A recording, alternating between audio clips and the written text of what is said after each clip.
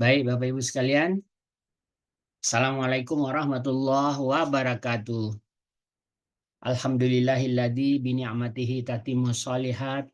Alladzi anzalas sakinata fi qulubil mu'minin liyazdadu imana ma'a imanihim. Asyhadu an la ilaha illallah wahdahu la syarikalah wa asyhadu anna Muhammadan abduhu wa rasuluh. Allahumma shalli ala Muhammad wa ala ali Muhammad. Alhamdulillah puji dan syukur kita panjatkan kepada Allah Subhanahu wa taala. Pagi hari ini Allah masih beri kita sehat, Allah masih beri kita kesempatan, Allah masih beri kita umur ya sehingga kita masih bisa mengisi koper-koper kita pada sisa-sisa kehidupan ini. Baik Bapak Ibu, alhamdulillah pagi hari ini kita bersama Ustadz Saiful Akib, CMA, dengan tema adalah mengelola harta di usia senja. Masya Allah, ini betul usia senja semua judulnya nih. Alhamdulillah pekan lalu kita juga dengan tema adalah memaksimalkan ngisi koper di ujung usia. Ya, Oh, Masya Allah. jadi mudah-mudahan kita udah ngisi koper terus ya. Jadi koper-koper yang sudah kita isi jangan sampai nggak bisa kita bawa atau terganggu nanti di custom gitu ya, ditahan atau dikurangin apa. Nah, ini salah satunya adalah untuk supaya koper-koper kita tidak isinya tidak berkurang gitu ya Ustadz. Bagaimana mengelola Ya. harta? Karena harta ini bisa juga membuat koper-koper kita jadi isinya jadi terganggu dan tidak sampai seluruhnya ke Hmm. tujuannya di akhirat nanti. Baik, alhamdulillah pagi hari ini bersama Ustadz yang beliau dah ahlinya di bidang apa syariah dan pagi hari ini kita bersama beliau. Baik, Bapak Ibu sekalian, kita siapkan hati kita siapkan alat tulis barangkali kalau diperlukan dan kita mulai acara kita dengan sama-sama baca basmalah. Bismillahirrahmanirrahim. Kepada Bismillahirrahmanirrahim. Ustadz kami persilakan Ustadz. Baik, terima kasih, Bung Andar. Bismillahirrahmanirrahim. Assalamualaikum warahmatullahi wabarakatuh. Waalaikumsalam warahmatullahi wabarakatuh. Alhamdulillahirabbil alamin wal aqibatu lil muttaqin wal udwana ila 'alal zalimin. Allahumma shalli wa sallim wa barik ala nabiyyina Muhammadin wa ala alihi wa sahbihi ajmain. Yaqulullahu tabaraka wa ta'ala fi kitabil aziz wa huwa asdaqul qailin. A'udzu billahi minasyaitonir rajim. I'lamu annama amwalukum wa auladukum fitnah wa anna indahu ajrun azim. Shadaqallahul azim. Bapak Ibu jamaah rahimakumullah, peserta taklim virtual dari HKI Husnul Khotimah Institute yang dirahmati Allah Subhanahu wa taala, terutama manajernya atau apa namanya ya, operator pelaksananya Bapak Mazwar dan segenap jamaah sekalian rahmati Allah Subhanahu wa taala. Alhamdulillah wa syukurillah, kita selalu bersyukur pada Allah Subhanahu wa taala bahwa di akhir-akhir hidup kita pada saat ini Allah masih anugerahkan kenikmatan begitu besar pada kita semua, terutama nikmat iman, nikmat Islam, nikmat kesehatan dan kesempatan, serta tidak kalah pentingnya nikmat kemauan untuk kita berinteraksi di dalam majelis-majelis ilmu seperti ini, yang mudah-mudahan nantiasa akan menjadi khazanah kebajikan kita di akhirat nanti. Amin ya rabbal alamin.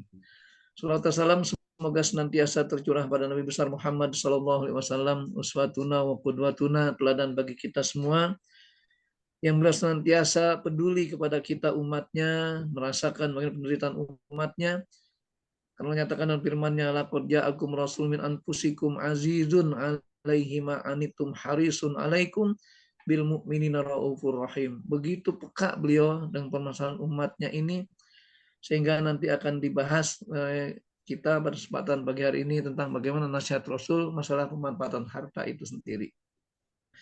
Ya rahimakumullah, kita tahu harta merupakan amanat dari Allah Subhanahu wa taala untuk menopang kehidupan. Sehingga apa yang disajikan oleh koordinator kita untuk membahas tentang mengelola harta di usia senja ini atau di ujung usia, tujuannya agar amanat harta dapat sesuai dengan pemberi amanat tersebut. Karena kita tahu bahwasanya harta di dunia ini yang Allah berikan pada kita semuanya ibarat kita sebagai seorang tukang parkir gitu. Ketika ada seorang pemilik kendaraan menitipkan sesuatu pada kita sebagai tukang parkir, kita wajib menjaga dan merawatnya. Dan kita tidak boleh membiarkan orang lain mengambil kendaraan tersebut. Tapi manakala orang yang menitipkan tadi mengambil, kita nggak boleh menahannya, bahkan membiarkannya untuk dia bawa kemanapun. Nah, begitulah isyaratnya bahwa ketika harta titipan dari Allah Subhanahu wa taala. Allah katakan i'lamu annama amwalukum wa auladukum fitnah. Ketahuilah bahwasanya harta kalian, anak kalian merupakan ujian dari Allah, fitnah dari Allah, cobaan dari Allah Subhanahu wa taala. Tapi lebih dari itu Allah memberikan balasan begitu rupa. Wa annallahu indahu ajrun azim, balasan begitu besar di sisi Allah Subhanahu wa taala. Inilah mungkin yang kalau bahasa HK ini kita isi koper-koper kita dan kita harus mampu mengisinya dengan barang-barang yang boleh masuk ke wilayah kita inginkan. Karena nanti ada barang-barang yang terlarang gitu. Kadang bukan karena kesengajaan kita, tapi ada orang masukkan barang tersebut. Makanya kalau sudah kita packing, ya kita sudah rapatkan, kita gembok rapat-rapat, nah kita pelihara. Jangan sampai koper tadi dimasukin orang lain, sehingga kita akhirnya menanggung jawab tentang hal itu semuanya. Nah, itulah ibaratnya dalam hidup kita terhadap harta ini. Mungkin kita merasa ini harta saya sendiri, ini hasil karya sendiri. Tetapi nanti kita punya ahli waris, kita punya saudara, kita punya tetangga, punya kerabat, yang mereka semua terlibat dengan harta kita itu. Nah, itu artinya bukan kerja kita, bukan kesengajaan kita, orang lain masukkan sesuatu di situ. Itu pun bagian tanggung jawab kita sebagai pembawa harta ini. Nah, ini kita akan coba bahas dalam hal ini ya beberapa menit ke depan. Kita akan diskusikan panjang lebar dengan hal-hal yang bersifat praktis. Nah, apa sih harta itu? Kita akan coba definisikan harta secara syariat. Karena kita tahu bahwasanya sebagai seorang muslim, hidupnya itu harus bersandar pada tuntunan syariat Allah Subhanahu wa taala. Secara bahasa, harta dalam bahasa Arab disebut mal, yang memiliki akar kata mala yamilu mailun. Artinya memiliki kecondongan atau mengarah. Sehingga dengan harta tersebut kita condong untuk bisa menguasai dan memilikinya. Makanya kata malayamilu itu tabiat manusia. Kayak kita cinta pada sesuatu, kita punya kecondongan ke sana. Dalam kehidupan rumah tangga, seorang suami condong pada istrinya, seorang istri pada condong pada suaminya. Kenapa? Karena memiliki kecintaan di situ. Nah, begitu pula kata-kata harta ini. Makanya harta dalam bahasa Arab kata-kata mal, itu ada akal kata malayamilu. Dan kemudian harta adalah sesuatu yang berharga bagi manusia dan selalu membuat condong manusia kepadanya. Makanya apapun harta itu tabiatnya berharga bagi kita. Dan nilai harga tersebut tergantung persepsi, tergantung narasi manusia masing-masing. Saya sering berikan contoh begini. Kalau kita melihat ada setengah air di botol, ya mungkin air mineral, diletakkan di depan rumah atau di pagar sebagainya, kemudian ada orang lewat di depan rumah kita kehausan, dan ketika dia ambil botol tersebut, yang dia manfaatkan, yang diambil airnya dia minum, botolnya nggak dibawa. Tapi sebaliknya ada pemulung lewat di situ, ada botol isi setengah air. Nah, kemudian apa yang diambil pemulung? Bukan airnya. Dia buang airnya, diambil botolnya. Kenapa? Kan dari dua orang ini menilai sesuatu dengan pola berbeda. Bagi orang yang kehausan, apa yang berharga bagi dia? Airnya. Maka dimanfaatkan air tersebut. Bagi pemulung, yang berharga adalah botolnya. Dia kumpulkan, akan jadi uang. Jadi begitu seterusnya. Jadi tergantung bagaimana cara kemenangan harta itu. Intinya, ketika harta itu mengandung nilai kecintaan pada manusia, maka yang dijelaskan dalam Al-Adiyat ayat 8 ayat 9. Allah nyatakan firman-Nya, "A'udzubillahi minasyaitonirrajim wa innahu lihubbil khairi lasyadid." Sesungguhnya manusia itu sangat mencintai harta. Kenapa disebut dengan al-khair? Karena hakikatnya harta itulah sesuatu yang baik. Nah, tinggal nanti manusianya ketika mengolah harta itu. Makanya kita bicara tentang pengelolaan harta itu apa? Agar kebaikan harta tetap bertahan sampai akhir hayat kita. Bahkan kalau perlu sampai kita meninggalkan dunia ini, harta kita tetap menjadi nilai yang baik juga. Maka kata Allah, apalah ya'lamu idza bu'tsira fil kubur, tidak mereka tahu bagaimana ketika dibangkitkan di alam kubur nanti. Nah, dengan harta tersebut, maka dikatakan oleh pemazhar, harta itu bisa menjadi pemberat timbangan amal kita, bahkan bisa menjadi penguras terhadap kebaikan amal kita itu. Jadi lagi-lagi harta pada hakikatnya unvalue, bebas nilai, tapi dia tergantung kepada cara menyikapinya itu. Oleh karena itu amanat harta cukup membuat manusia terlena dan tersesat dalam menjalankan kehidupan di dunia ini. Karena kita tahu bahwasanya manfaat harta hanya untuk menopang kehidupan di dunia. Makanya orang-orang yang berkepentingan harta itu saat dia masih hidup. Ketika udah mati, nggak ada urusan lagi dengan harta. Nanti kan lihat pembahasannya tentang bagaimana ketika ada orang yang dia berwasiat kepada ahli warisnya, kepada saudara-saudaranya, dan juga generasi penerusnya. Dia ingin menyikapi harta yang dia miliki, itu kan saat dia hidup saja. Kalau dia sudah mati dan tidak di dunia ini lagi, maka nggak ada urusan dengan harta yang dia kelola ketika dia masih hidup itu. Kadang terlebih lagi para mu'amanula, yang harus sudah usia lanjut, yang harus waspada terhadap amanat harta ini. Karena di satu sisi harta bisa bernilai positif, dan sisi lain bahkan bersifat negatif. Karena itu kita katakan harta dari manusia itu ibarat dua mata pisau yang tajam. Dia ke atas menusuk, ke bawah menusuk juga. Kenapa? Karena hakikatnya harta ini tergantung cara kita menyikapinya. Inilah jamaah rahimakumullah, ketika kita memiliki pemahaman harta itu, yang hakikatnya kadang-kadang sering orang karena harta jadi buta. Kenapa? Karena dia tidak melihat dari efek positifnya. Dan dia hanya mengambil nilai-nilai menurut persepsi dia sendiri. Padahal agama Allah turunkan tujuannya apa? Untuk mengatur kehidupan manusia. Allah katakan di dalam firman-Nya, syara'alakum minad-din ma wasa bihi Nuha. Allah syariatkan terhadap agama ini apa yang Allah syariatkan kepada Nabi Nuh, Nabi Ibrahim, Nabi Musa, Nabi Isa, Nabi Muhammad. Perintahnya sama, an aqimuddin, agar kita tegakkan ajaran agama itu. Ya, disinilah pentingnya kita mungkin sebagai seorang yang beragama, bahwa hidup kita itu dalam rangka menyikapi apapun yang Allah berikan amanat kepada kita, harus ada tuntunan agamanya biar jelas kehidupan kita bahwasanya bentuknya ibadah total pada Allah Subhanahu wa taala. Apa dasar syariahnya tentang mengelola harta ini? Yang pertama tadi dalam surah Al-Anfal 28 Allah sudah katakan, wa'lamu annama amwalukum wa auladukum fitnah wa annallaha indahu ajrun azim. Allah awali perintahnya itu firman ini terkait dengan kata perintah wa'lamu. Artinya ketahuilah. Berarti kalau ketahuilah harus dengan ilmu. Berarti kalau orang tidak berilmu, tidak memahami bagaimana cara menyikapi harta itu.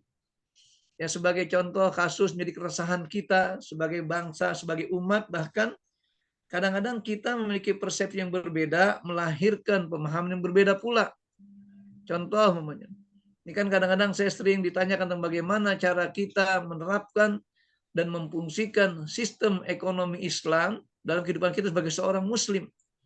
Kita sering terkecoh dengan persepsi orang-orang Yahudi terhadap harta itu.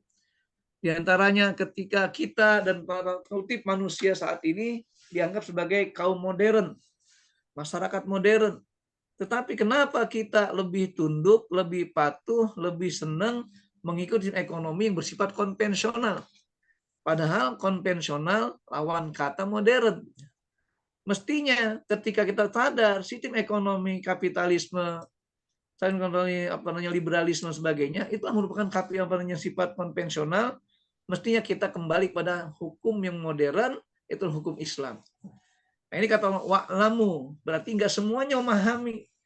Annama amwalukum, sesungguhnya harta kalian, wa auladukum, anak-anak turun kalian, fitnah, ujian bagi kalian. Tapi apa? Allah berikan satu balasan yang begitu rupa besarnya. Wa anallahu indahu ajrun. Allah sudah siapkan di sisinya nanti. Maka itu kita katakan menilai keberkahan harta dalam hidup kita ini jangan orientasinya kepada hal-hal yang bersifat duniawi. Jangan yang bersifat empirik saja. Karena ada nilai keberkahan harta yang kadang kita tidak bisa pahami secara empirik di dunia ini. Tapi sebaliknya, kita dapatkan keberkahan itu justru ketika hidup di akhirat nanti.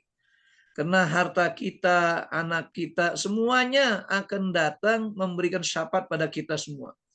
Jadi kalau itu baik, dia akan memberikan syafaat yang terbaik bagi kita. Tapi kalau itu buruk, akan menjadi pemberat dosa kita di akhirat nanti. Makanya dalam surat lain Al-Munafiqun 9 dikatakan, ya ayyuhallazina amanu. Nah, ini itu orang beriman saja. Hai orang-orang yang beriman. Berarti kitalah orang yang mukallaf hal ini. La tulhikum amwalukum wala auladukum an dzikrillah. Jangan sampai harta-harta anakmu itu melalaikanmu untuk mengingat Allah Subhanahu wa taala.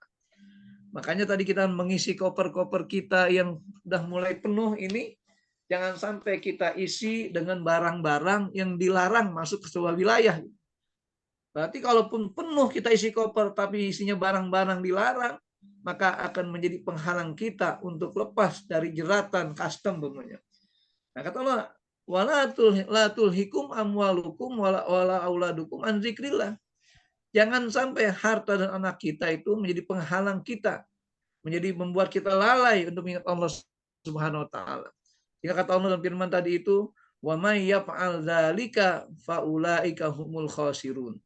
Siapa yang mengerjakan hal itu atau tidak bebas dari pengaruh harta dan anaknya, merekalah orang yang merugi hidupnya itu. Padahal dia kaya raya. Padahal anaknya banyak, cucunya banyak, keturunannya banyak, dan dia merasa bahagia di dunia dengan anak keturunannya. Tapi karena salah menyikapi amanat harta ini, justru harta anak kita justru menjadi penghalang kita untuk menjadi orang yang beruntung si Allah Subhanahu wa taala. Dan yang ketiga, Surah Al-Ma'arij sebagai peringatan bagi kita. Lagi-lagi karena harta merupakan amanah dalam kehidupan kita, Allah nyatakan dalam firman-Nya, walladzina fi amwalihim haqqun ma'lum lis-sa'ili wal mahrum. Kita sebagai seorang mukmin menyadari betul bahwa di antara harta-harta kita yang kita miliki di dunia ini ada hak-hak tertentu. Makanya di dalam syariat agama Islam ini, kepemilikan harta itu tidak mutlak 100%.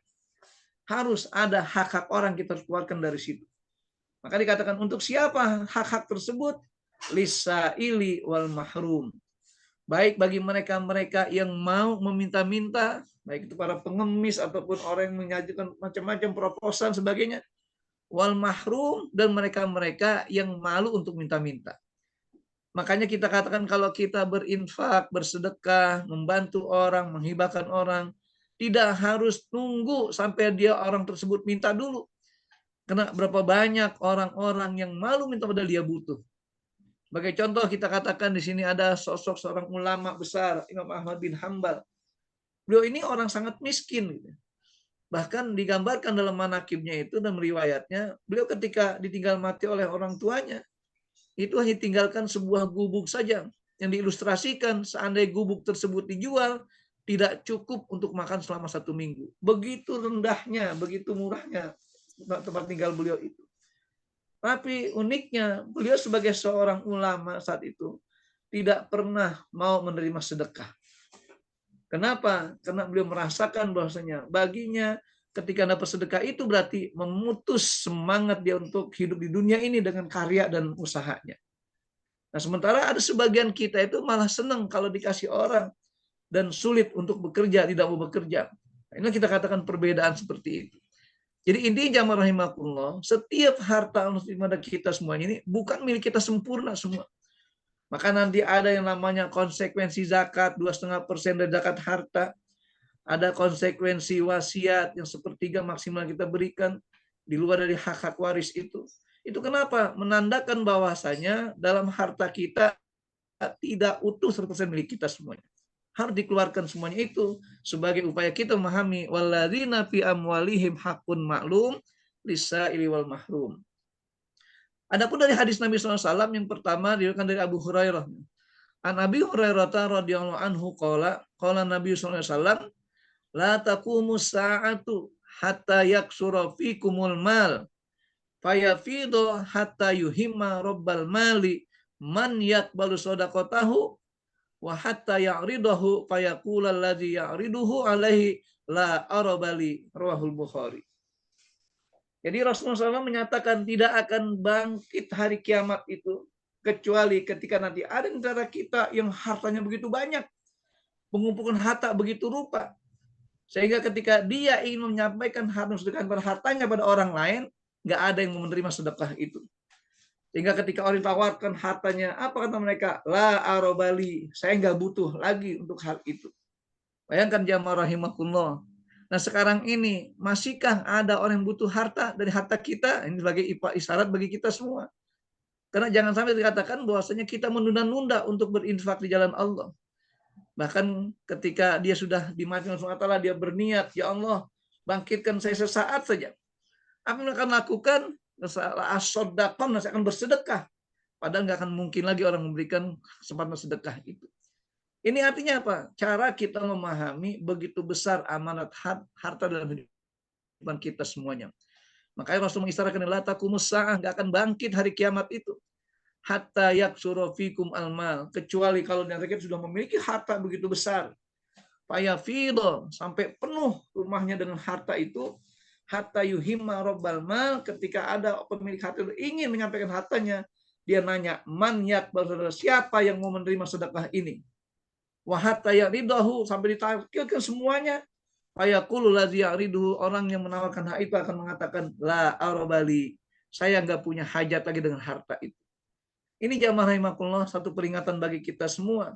Ketika kita mengelola harta yang memberikan pada kita semuanya, kalau kita masih menahan-nahan pengeluaran harta itu, jangan sampai nanti datang saatnya ketika orang tidak butuh lagi harta-harta kita di dunia ini. Ini satu gambaran bahwa memang amanat harta itu begitu unik. Keunikannya kadang-kadang tidak masuk logika kita. Keunikannya kadang-kadang tidak masuk dalam hati kita. Makanya saya sering sampaikan, sikap orang kaya itu bukan bersabar. Orang kaya harus bersyukur. Karena kalau orang kaya bersabar, tandanya itu orang pelit. Dia sabar ngumpulin harta, nggak pernah dinafkahkan, nggak pernah dikeluarkan. Dia kumpulin, dia tumpuk-tumpuk. Bahkan salah satu yang kita terlena dalam surat Al-Lumadah dikatakan, karena kita setiap hari menghitung terus keuntungan. Wailul likulli humazatil lumadah, allazi jama malahu wa adadah. Mereka kumpulkan, mereka hitung. Kenapa mereka lakukan hal seperti itu? Yahsabu anna malahu akhladah. Karena mereka mengira hartanya akan kekal selama-lamanya bersama dia. Padahal ketika dia meninggal, selesai urusan hartanya. Ketika hartanya ludas, habis segala keinginannya itu. Inilah terkait dengan amanat harta dari Allah Subhanahu wa taala. Dalam hadis kedua, ini satu kisah Rasul sampaikan ketika Allah menguji sahabat dengan kekayaan. Apa kata Rasulullah? Falamma shalla Rasulullah SAW insarafa fata'arradu lahu. Ketika Rasul selesai sholat, akhirnya Rasul berhadap para sahabatnya. Dan mereka berpaling bersama menghadap Rasulullah SAW. Patabas sama Rasulullah SAW. Rasul bersenyum ria. Kenapa? Karena melihat sahabat itu di Madinah merasa iri ketika Abu Ubaidah yang datang dari Bahrain membawa ghanimah begitu besar. Dikatakan hina ro'ahum, ketika Rasul melihat mereka ribut tentang ghanimah ini, apa kata Rasulullah? Tumaqala azunnukum sami'tum anna Abu Ubaidah qadima bi syai'in minal Bahrain. Saya mengira kalian telah mendengar bahwa Abu Ubaidah telah datang kepada kalian ke Madinah ini membawa harta dari Bahrain itu. Qalu, iya ya Rasulullah, ajal ya Rasul.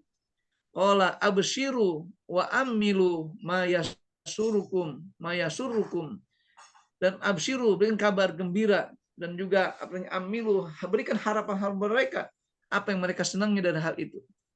Maka Rasul mengatakan dalam sumpahnya, wallahi mal faqra ahsya alaikum, demi Allah bukan kemiskinan aku takut terjadi pada kalian, walakinni ahsya alaikum antubsatod dunya alaikum, justru aku takuti kalau Allah Subhanahu wa taala itu membentangkan dunia kalian di dunia ini. Ada yang membentangkan harta yang besar di dunia ini. Kama busitot ala man kana qablakum. Sebagaimana Allah telah berikan kekuasaan dunia kepada generasi sebelum kalian.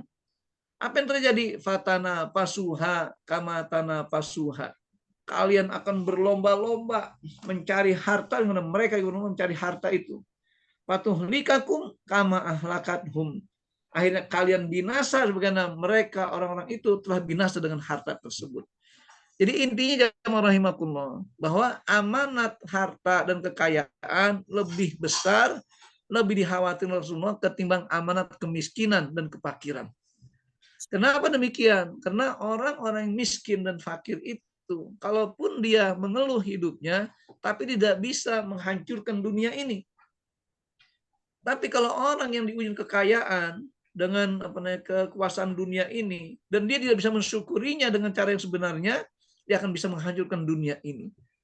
Makanya berapa banyak kejahatan-kejahatan di dunia karena potensi harta. Kehancuran-kehancuran nilai-nilai di dunia karena potensi harta. Sekarang kita lihat bagaimana ketika harta menguasai dunia, sehingga orang yang tadinya punya komitmen kesolehan amal runtuh dan binasa dengan godaan harta. Makanya kita katakan sekarang ulama-ulama diuji, para ilmuwan diuji, para doktor diuji, para profesor diuji, yang mereka punya komitmen dengan ilmunya runtuh dengan tawaran harta-harta itu. Dan lagi-lagi kata Nabi SAW, ad-dunya hulwun khodirah. Dunia itu manis dan segar. Kenapa? Karena ukurannya materi. Sehingga kadang-kadang ada orang sudah punya komitmen dengan syariat agama Allah, tapi datang bujukan-bujukan, godaan-godaan harta dan kekayaan, bisa runtuh itu semuanya.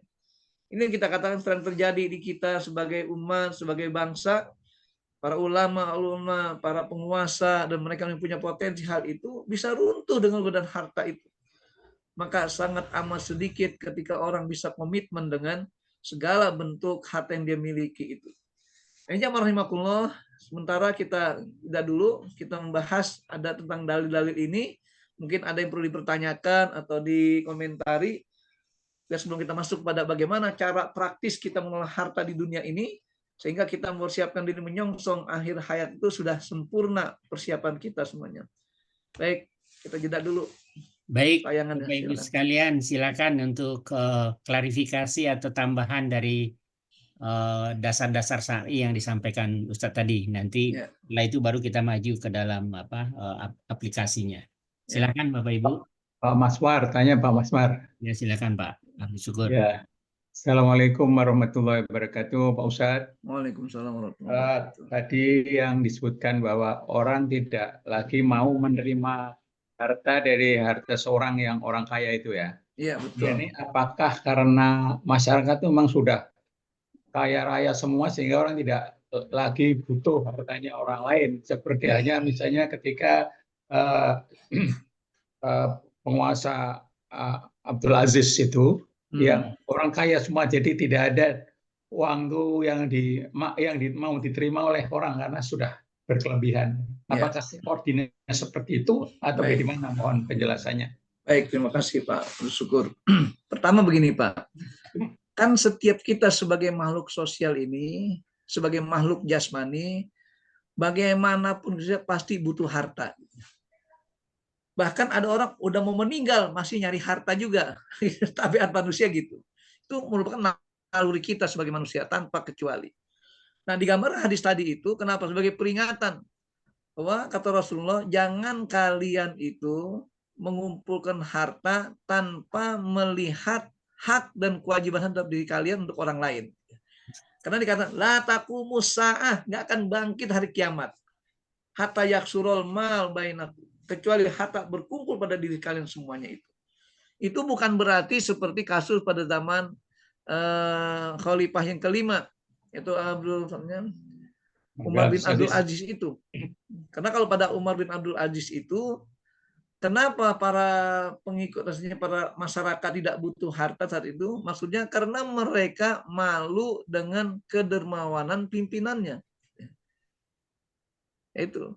Karena Abdul Aziz kita lihat sejarahnya. Ketika beliau diangkat sebagai khalifah, beliau punya istri yang bernama Fatimah. Nah, Fatimah ini juga anak Khalifah Marwan. Artinya Perdana Menteri saat itu. Apa yang terjadi? Rupanya Fatimah itu banyak punya gelang perhiasan. Umar bin Abdul bertanya, ya hai istriku, dari mana kau dapatkan banyak harta seperti ini? Kata Fatimah, ya wajar aja, bapak saya kan Perdana Menteri. Artinya banyak menyimpan harta. Maka apa kata beliau? Sesungguhnya khalifah itu bukan untuk mencari kekayaan dunia, tapi khalifah itu untuk melayani masyarakat yang dia pimpinnya. Makanya muncullah kaidah dalam bahasa Arab, Sayyidul Qaumi khadimuhum.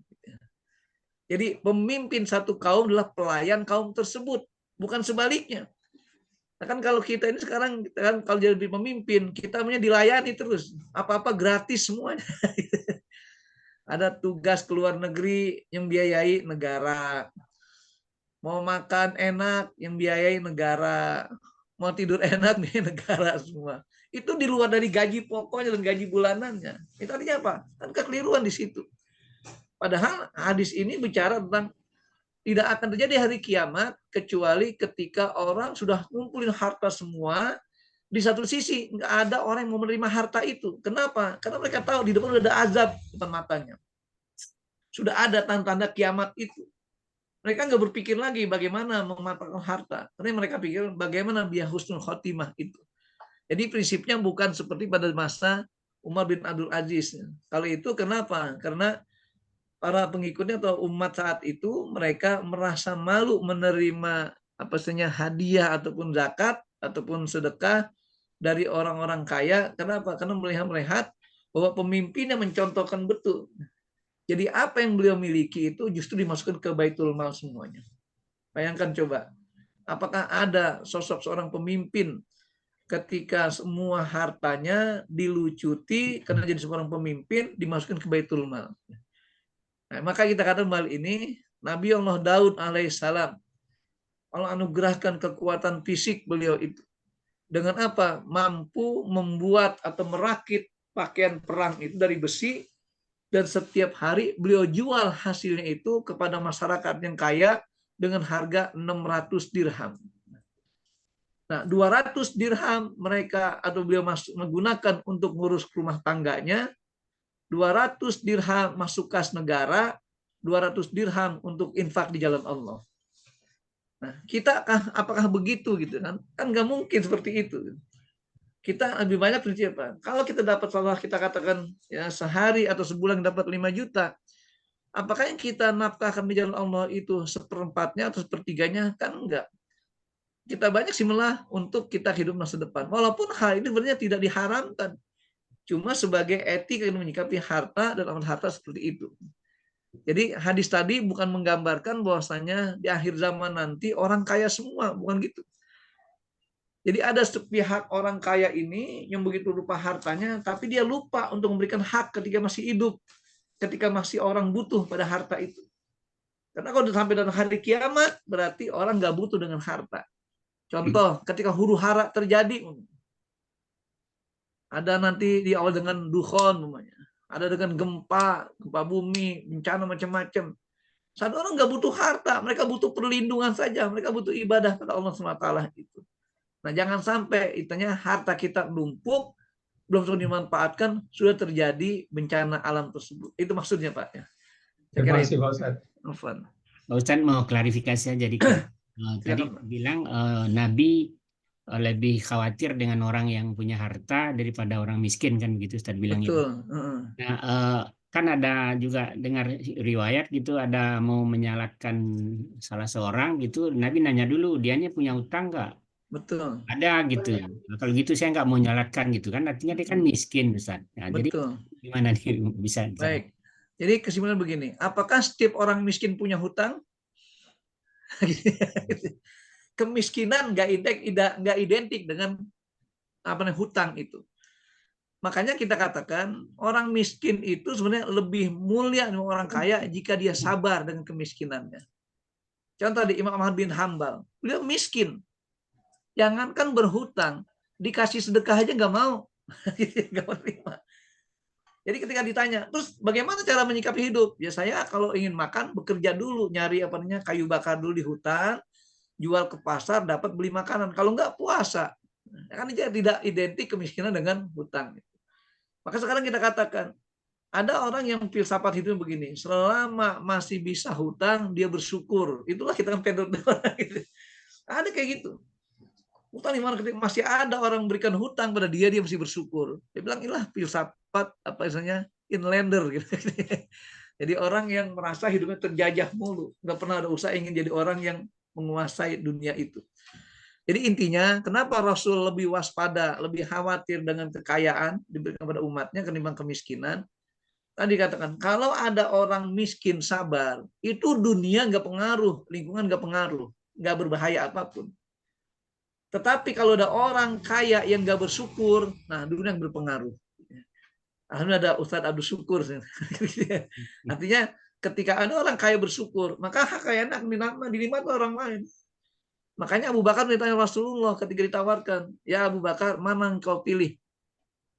Orang kaya yang pandai bersyukur atau orang miskin yang pandai bersabar? Apa jawaban Abu Bakar? Aku lebih pilih orang kaya yang pandai bersyukur. Kenapa?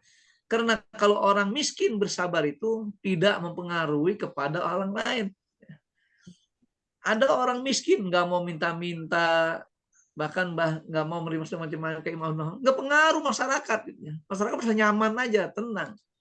Tapi kalau ada orang kaya yang tidak bersyukur, tidak memberikan nafkah kepada orang lain, itu berpengaruh pada masyarakat.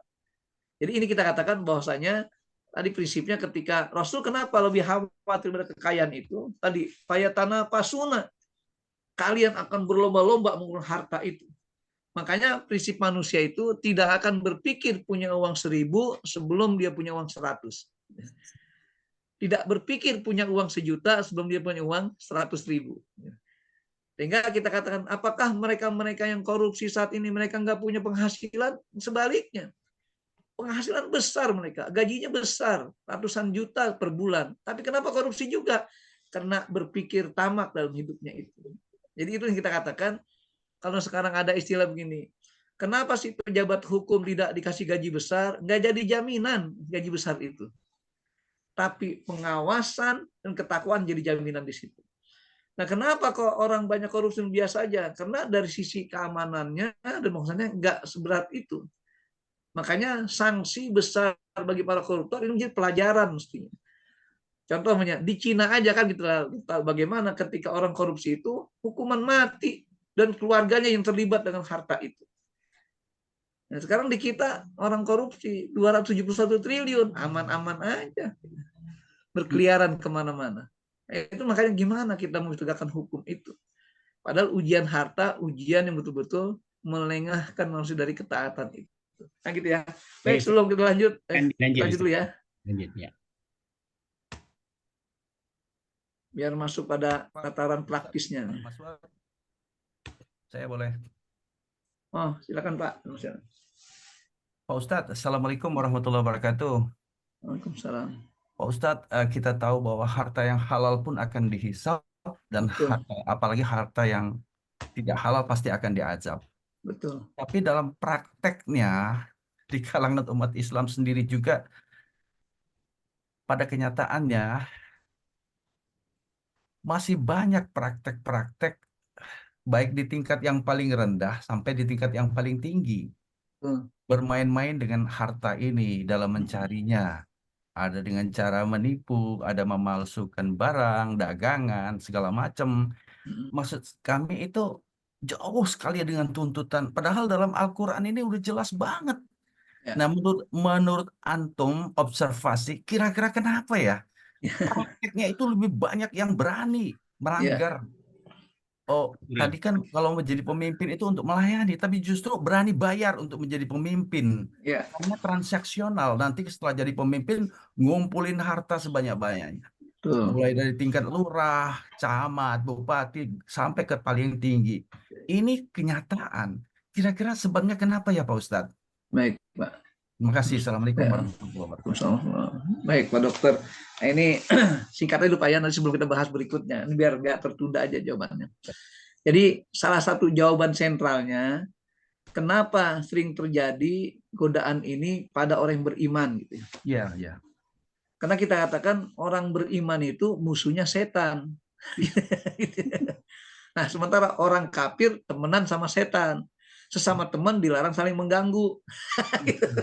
Jadi logikanya gitu, Pak. Nanti kita lihat bagaimana ketika kita mulai hal ini. Intinya gini, bahwa setiap iman ada godaannya, Pak. Makanya godaan terbesar itu apa? Bukan aku takutkan kalian jadi miskin, yang aku takutkan. Sebaliknya, aku takutkan kalian jadi orang kaya. Karena digini, walakini asa nih dalam dalil Pak, walakini asa alaikum antum satu dunia alaikum. Justru aku khawatirkan ketika Allah bentangkan dulu kalian kekayaan itu. Kenapa? Kama busitot alaman kana qablakum. Kan telah dibentangkan pada generasi sebelum kalian. Seperti Korun namanya. Allah bentangkan kekayaan berupa dunia ini. Lupa dengan nikmat Allah. Ditanya, dari mana Korun hartamu? Ini karena kepintaranku mencari nafkah. Jadi bukan karena Allah memberikan anugerah pada saya. Akhirnya apa? Allah jadikan dia tenggelam dengan hartanya itu. Kata Rasulullah, patana pasuha, mereka berlomba-lomba mencari harta, lagi mengumpulkan harta. Tadi saya katakan, makin dia kaya, makin berpotensi untuk mengambil kekayaan orang lain. Gitu. Artinya harta ini. Makanya tadi prinsip yang saya katakan, bahwasanya orang nggak akan berpikir punya uang 1 juta sebelum dia punya uang 100.000. Ketika punya uang 100.000, diberi gimana saya dapat 1 juta? Punya 1 juta, pengen 100 juta, terus begitu, nggak pernah puas. Makanya kata Allah Pak, wa innahu lihubil khairi lasyadid. Manusia sangat senang pada harta itu. Nah, saking senangnya dia lupa. Kata Allah apa? Mereka akan ditunjukkan di alam kubur nanti. Nih loh, harta yang kalian kumpulkan semua. Akan ditanyakan semuanya itu.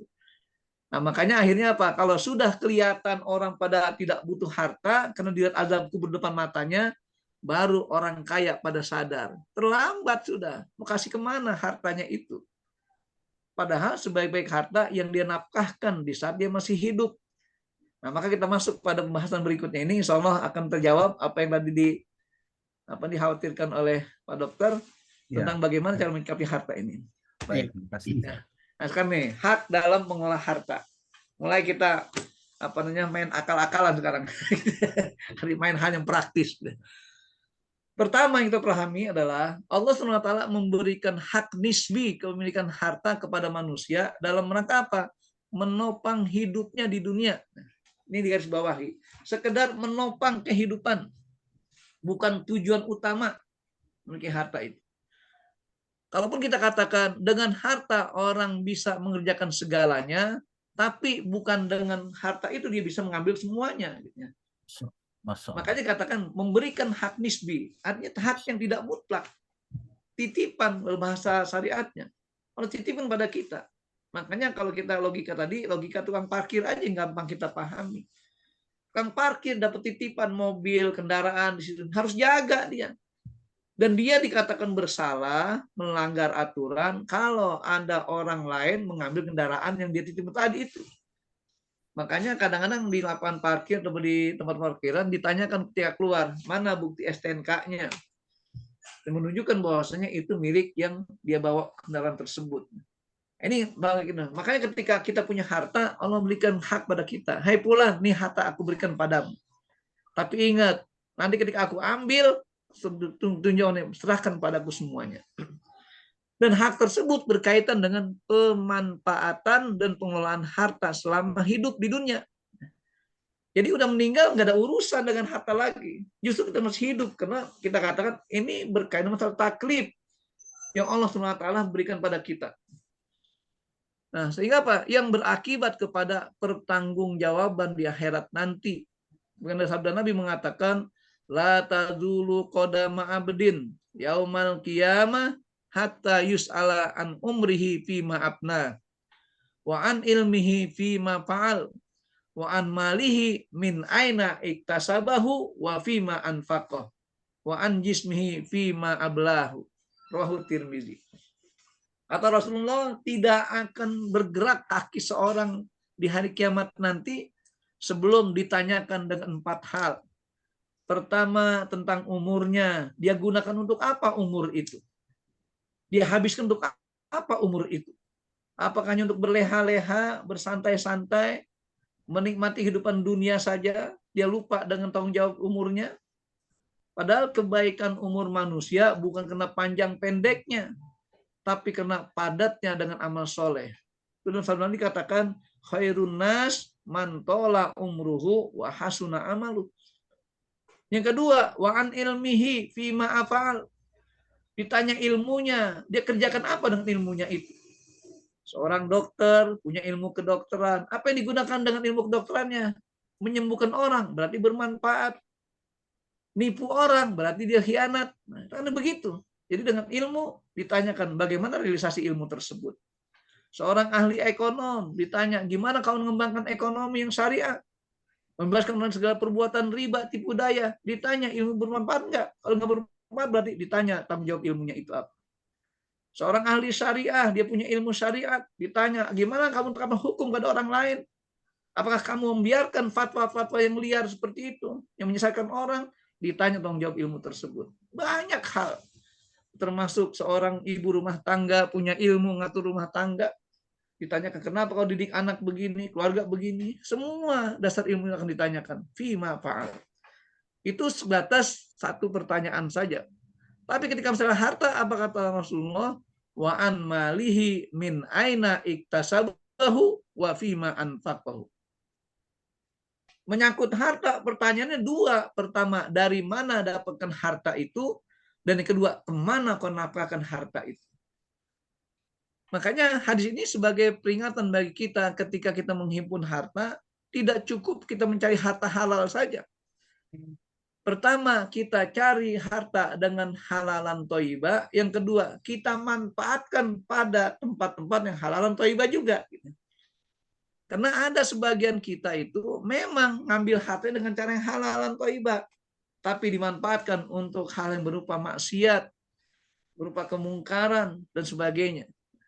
Contoh mamanya, orang itu bagus gitunya cara cari hartanya, dia bekerja, dia berdagang susah payah, bebas dari riba macam-macam. Tapi kalau dapat harta itu dia sogok penguasa, dia sogok ini, sogok itu, kan berarti keliru. Jadi pertanyaannya bukan sekedar mencari, tapi bagaimana menafkahkan harta itu. Begitu beratnya tanggung jawab harta ini. Maka harta dan masalah mal, ya milu, condong dan membuat orang terlena dengan godaan harta itu.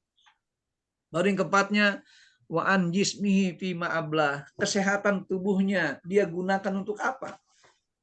Sembung sehat, apakah hanya untuk begadang saja, mencari hiburan di malam hari, hiburan di siang hari, dia nggak pikirkan apa tanggung jawab jisim ini atau badan ini untuk dijadikan sarana ibadah pada Allah.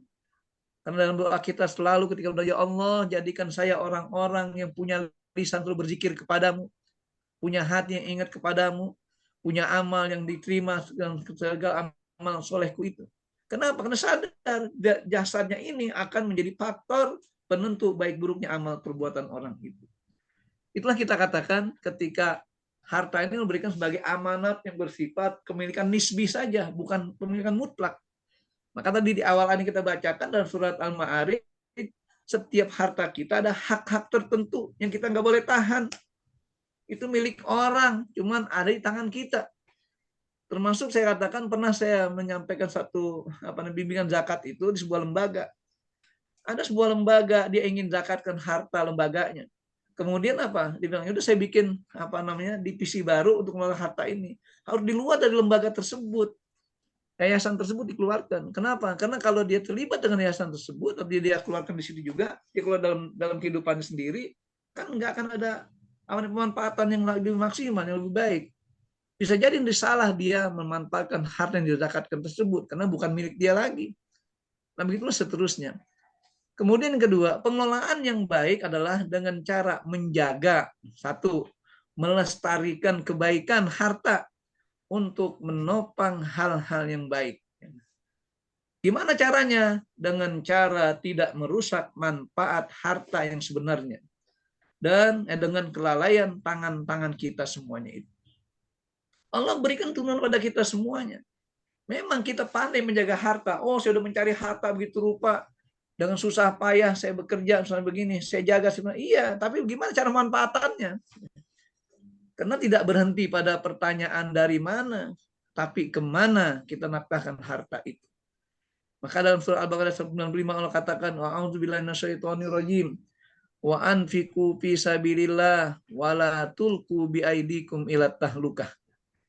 Infakkanlah harta di jalan Allah dan jangan binasakan harta itu, harta dengan tangan-tangan kalian. Kenapa? Karena bisa jadi ngambilnya baik, ngumpulin baik, tapi mengatakan nggak baik. Berarti kita menghancurkan nilai harta itu. Maka Allah berikan tunjuk, apa kata Allah? Wa ahsinu, perbaiki caranya. Kenapa? Innallaha yuhibbul muhsinin. Allah senang pada orang yang selalu berbuat baik dalam harta tersebut. Gimana cara mengukur kebaikan harta? Pertama tadi, manfaatnya ya umul jami. Bisa dirasakan oleh banyak orang dalam maslahat-maslahat kebaikan, ibadah, dan sebagainya. Karena banyak orang yang mengabaikan hartanya begitu aja. Memang dia mudah mencari harta, mudah mengeluarkannya, tapi nggak ada tuntunan kebaikan itu. Kadang sering nih cara praktisnya. Kita kadang suka dinasihati sebagai orang kaya umpamanya. Ditanya, Bapak kenapa sih gampang kali begini? Urusan saya itu sendiri, nggak ada urusan dengan yang lain. Bukan begitu. Manfaat harta ini harus dilihat dari nilai manfaatnya. Untuk siapa kita berikan? Apa yang dimanfaatkan oleh orang tersebut? Kadang-kadang kita ngukurnya cuma hanya keluasan hati kita saja. Mohon maaf, ada orang ya ahli judi, ahli maksiat, kita berikan sokongan harta. Kenapa? Kita kasihan sama dia hidup miskin. Kita harus introspeksi diri, kita lihat dulu. Kira-kira harta kita beri pada dia dimanfaatkan enggak? Makanya memang kita katakan dalam infak fisabilillah itu tuntutannya adalah bagian kita keluarkan dari hak kita, dari diri kita. Tapi ini kita awasi, kita pantau bagaimana cara pemberian harta itu. Makanya seorang yang menafkahkan hartanya, mewakafkan hartanya, dia boleh lebih jelas, lebih teliti untuk apa kegunaan harta tersebut. Kadang-kadang ada semangat infak, semangat wakaf, dia berikan semua. Tapi untuk sarana maksiat, kan berarti salah dia memanfaatkan itu. Akan ditanyakan juga Allah SWT di akhirat nanti. Ini kita katakan hak dan mengelola harta secara globalnya. Nah, bagaimana cara kita mengelola harta yang syar'i itu? Saya selalu memadukan dua pola ini. Jika harta berhubungan dengan kehidupan, maka ada beberapa hal yang kita pahami di sini. Pertama, kita bisa mengembangkan harta dengan sistem jual beli atau kontrak kerja dengan catatan syarat utamanya harus antarodin. Harus sama-sama rela, sama-sama ridho. Maksudnya apa? Tidak boleh melanggar kesepakatan, tidak boleh mengarah kepada kemunafikan, kemusyrikan, kezaliman. Antarodin. Dalam jual beli kita nggak boleh nipu, nggak boleh kita mengangkat harga di luar harga pasaran. Dalam transaksi kontrak kerja kita harus sepakat dan punya kerja itu. Makanya ketika ada orang yang cuma hanya ngambil gaji buta saja, berarti melanggar aturan kesepakatan kerja. Sehingga dalam kerja itu harus ada jelas aturan-aturannya.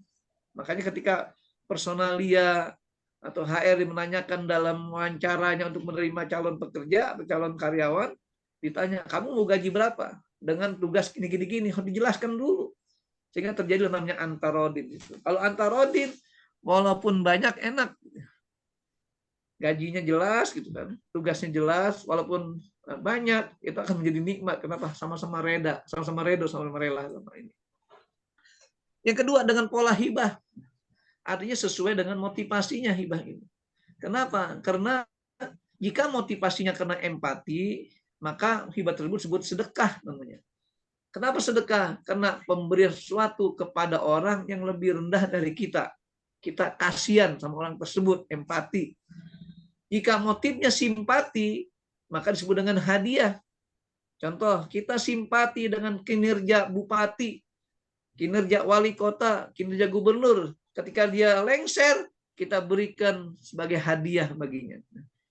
Nah, ini bukan disebut jika simpati dengan jaizah dan penghargaan. Kalau tadi namanya ini hadiah untuk yang motivasinya empati. Nah, dan jika tanpa motif apapun disebut hibah. Ketika dia tidak ada motif apapun, ketemu orang langsung dikasih, ketemu orang langsung diberikan, tanpa motif apapun, bukan dalam keadaan kampanye juga, maka disebut hibah saja. Cuman lagi-lagi di kita istilah ini rancu ketika diterjemahkan bahasa Indonesia. Sehingga muncul dalam masalah harta waris semuanya. Seorang tua menghibahkan hartanya kepada anak. Dia katakan apa? Ini sebagai hibah. Dasarnya apa? Karena kasihan, berarti hadiah sifatnya. Saya bangga dengan anak saya. Kenapa? Karena dia sudah punya prestasi begini. Itu namanya jaizah, penghargaan. Ini contoh-contohnya. Makanya hibah itu akhirnya tanpa motif apapun. Nah, dari semua bentuk tersebut dapat bernilai infak fisabilillah jika diniatkan untuk ibadah pada Allah. Makanya berkat karunia Allah, mengharap ridha Allah, aku berikan kepada kalian untuk dimanfaatkan. Maka jadinya infak fisabilillah atau sedekah. Dan jika hal itu untuk manfaat yang langgang disebut wakaf. Saya ingin sedekah saya ini biar manfaatnya terus, nggak pernah berhenti, mengalir terus, maka disebut wakaf. Maka nanti kita wakaf itu kita katakan yaitu pemberian sesuatu kepada kita yang tidak boleh hilang bendanya itu, yang diambil manfaatnya saja. Nah, semuanya ini kita katakan yang namanya pemberian saat masih hidup itu harus bersifat cash and carry. Artinya pindah hak tersebut secara totalitas langsung. Nggak pakai syarat-syarat nanti kalau saya sudah mati, nggak begitu. Itu namanya pemberian saat kita masih hidup dan pengelolaan saat kita masih hidup itu. Nah, makanya kita lihat bagaimana cara mengolah harta ini biar sudah dengan syariat agama Allah SWT. Adapun jika berhubungan kematian, nah, pertama adalah bernasal wasiat. Kenapa? Karena wasiat ini merupakan pernyataan mayit saat hidup untuk dilakukan keinginannya setelah kematiannya. Yang itu semuanya sesuai dengan syariat Islam. Karena kalau nggak sesuai syariat Islam berarti dia melanggar wasiat tersebut. Maka dikatakan wasiat harta tidak dibenarkan kepada ahli waris. Kenapa? Karena ahli waris sudah mendapat ketentuan bagian dalam faraidnya. Yang sampai terjadi dualisme pemilikan. Sehingga perhitungan pembagian warisan harus dengan ketentuan ilmu faraid yang ditetapkan secara syariat Islam ini. Kenapa ada dua hal ini, wasiat dengan warisan? Karena hubungannya kematian. Orang ketika meninggal dunia tidak menjadi pemilik harta lagi, maka hartanya kembali pada Allah Subhanahu Wa Taala. Oleh karena ikuti aturan Allah sesuai dengan ketentuan syariatnya itu. Nah, dengan demikian mayit dan ahli waris akan mendapat pahala dari Allah Subhanahu Wa Taala. Gara-gara apa? Mayit meninggalkan kerabat dan ahli waris yang soleh dan solehah, sementara ahli waris itu menggunakan syariat agama sebagai acara atau upaya dia untuk mendapat ridho Allah SWT. Jadi intinya, gimana cara kita mengolah harta di penghujung hayat kita, ini kita pahami. Kalau ingin menghibahkan, silakan cash and carry, tentunya langsung. Wakapan, silakan berikan semua. Bikin pernyataan pada wakapan. Mau ngasih hibah, mau ngasih hadiah, silakan berikan. Putus semua hak itu. Dan ketentuan, cari tempat-tempat yang mengatakan harta kita dengan baik, dengan sempurna. Kalau kita ingin berwasiat, maka wasiatkanlah kepada selain ahli waris, biar nggak terjadi dualisme kepemilikan itu. Karena dengan wasiat itu artinya kita putuskan hak kita nanti kalau udah meninggal dunia itu akan hilang dari diri kita. Dia akan mengalir kepada yang lainnya. Makanya dalam wasiat ini diberikan ketentuan maksimal 1/3 saja. Kenapa maksimal 1/3? Karena hubungannya dengan hak warisan bagi wanita atau anak perempuan. Jika jumlahnya 2 atau lebih, mereka berhak mendapatkan 2/3. 1/3 atau 2/3 berarti 100% di situ. Itulah kita katakan cara-cara Islam memberikan ketentuan dalam hal ini. Gimana kalau kita ingin memberikan totalitas, silakan untuk hibah. Cuman konsekuensi tadi, kalau itu misalnya manfaatnya bagus, tidak membuat keributan, maka menjadi pahala atau dasar yang berkah hibatnya. Tapi kalau berakibat kepada keributan ahli waris, kita akan berzalim. Kenapa Allah katakan bahwasanya wal yahsal ladzina taru min khalfihim dzurriyyatan di'afan khaufu alaihim. Kita hendaknya waspada. Jangan sampai meninggalkan generasi penerus kita ahli waris itu yang tidak memiliki bagian apa-apa. Ini sudah banyak kasusnya. Bahkan di dekat rumah saya pun ada satu kasus. Ketika kita sadar bahwasanya dalam hukum adat Minang itu yang namanya laki-laki itu nggak berhak dapat warisan dari orang tuanya. Nah, ketika ada seorang Padang laki-laki di sini, kemudian dia orang tuanya meninggal di Padang, dia pulang ke Padang, rupanya sampai di sana dia nggak dapat bagian waris apa-apa, hanya saudara yang perempuannya aja. Pulang stres orang itu. Kenapa? Dia butuh banyak dana untuk mengembangkan warungnya, sementara tidak dapat warisan dari keluarganya atau dari orang tuanya. Nah ini kenapa? Karena dia ikuti syariat agama Islam. Dalam Islam itu laki perempuan sama. Dan dikatakan bahwasanya lirijali nasibun mimma kasabat aydihim lirijali nasibun mimma tarakal walinu aqrabun Wali nisa al-aqrabun juga. Laki-laki berhak dapat warisan dari apa yang ditinggalkan keluarganya, begitu pula perempuan. Jadi nggak ada pembeda dalam hal ini. Adapun pembedanya pada masalah prosentasenya saja. Karena masalah tanggung jawab seorang laki-laki kepada kehidupan yang lainnya itu. Nah, ini kita katakan dua cara mengelola harta yang syar'i itu. Sekarang kita lihat bagaimana semangat wakaf secara khusus. Nah, hukum wakaf adalah hukum transaksi wakaf adalah terpadu antara akad jual beli dan akad persewaan. Kenapa jual beli? Dalam jual beli putus hak pemilikan. Itu dalam jual beli. Adapun persewaan yang diambil manfaatnya bukan bendanya.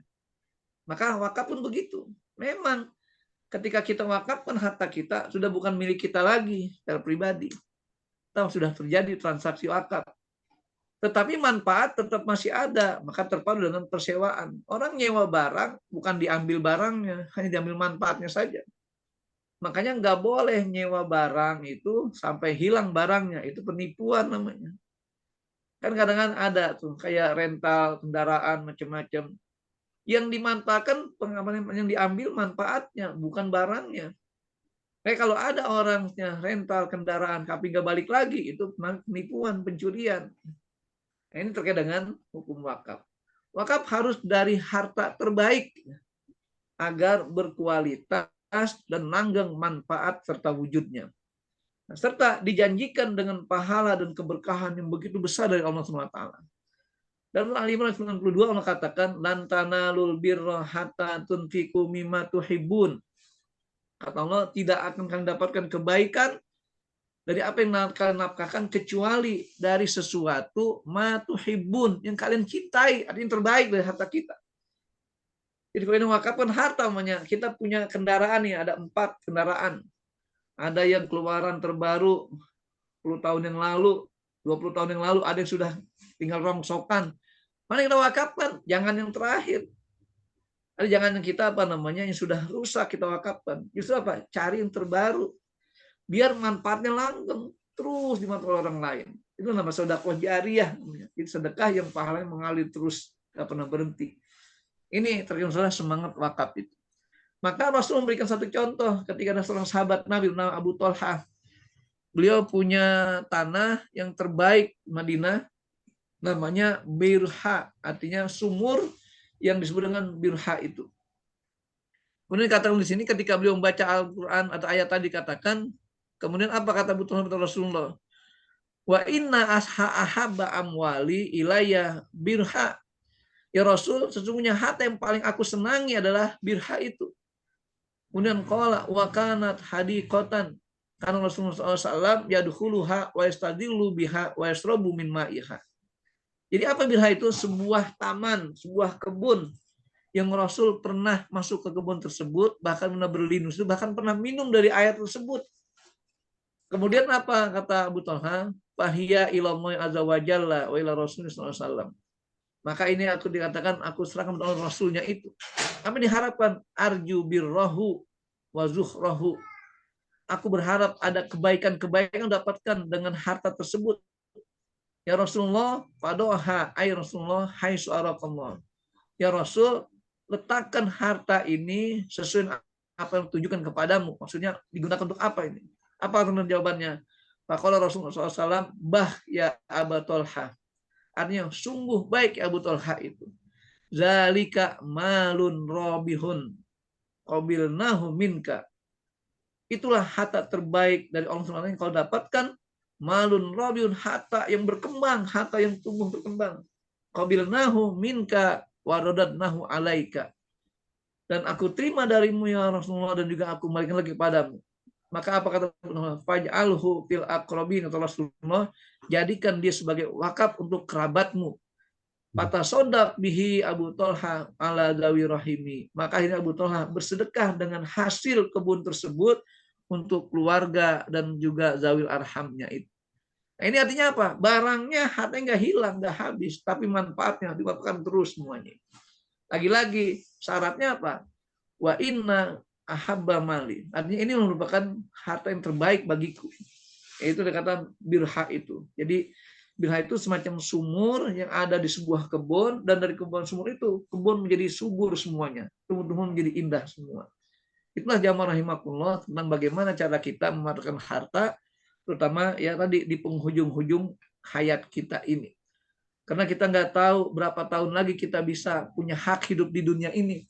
Kita nggak tahu berapa lama kita akan tinggal di dunia ini. Karena hakikatnya ketika hidup di dunia ini, Allah batasi dengan ajal kita masing-masing. Saya kira itu. Silakan kembali kepada Pak Mazhar. Baik, terima kasih banyak Ustaz. Baik Bapak Ibu sekalian, silakan ada yang mau ditanyakan, kayaknya udah disiapin ya.